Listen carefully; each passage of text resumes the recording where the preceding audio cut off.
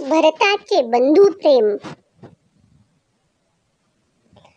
राम वनवासाला गेला, त्या दुःखाने दशरथाने प्राण सोडला. त्यावेळी भरत अयोध्येत नव्हता. तो आपल्या मामाकडे आजोळी होता. अयोध्येला परत आल्यावर त्याला राम वनवासाला गेल्याचे कळले. त्याला फार दुःख झाले.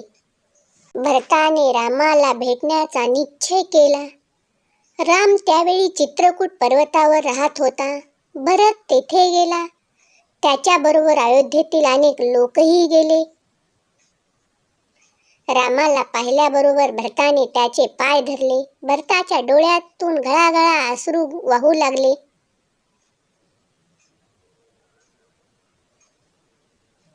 रामाने भरताला प्रेमभराने मिठी मारली. त्याने विचारले, भरता, राज्यकारभार ठीक चालला आहे ना? आपले वडील बरे आहेत ना? भरताला शोक आवरेना. तो म्हणाला, श्रीरामा, तुम्ही वनात आलात. आपल्या वडिलांना फार दुःख झाले. ते आपल्याला कायमचे सोडून गेले. हे ऐकून रामाला खूप दुःख झाले.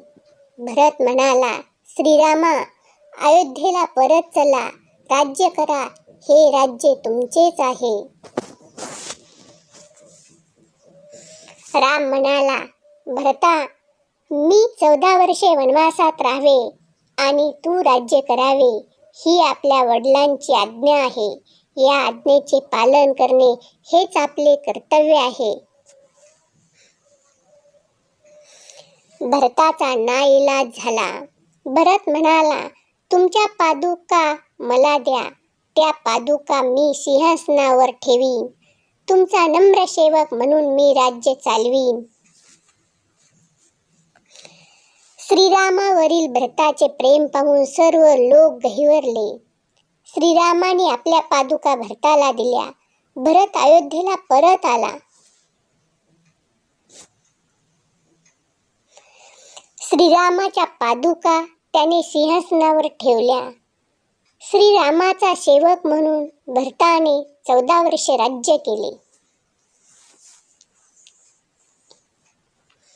धन्य तो भरत, धन्य त्याचे बंधू प्रेम. धन्यवाद. सबस्क्राईब करा.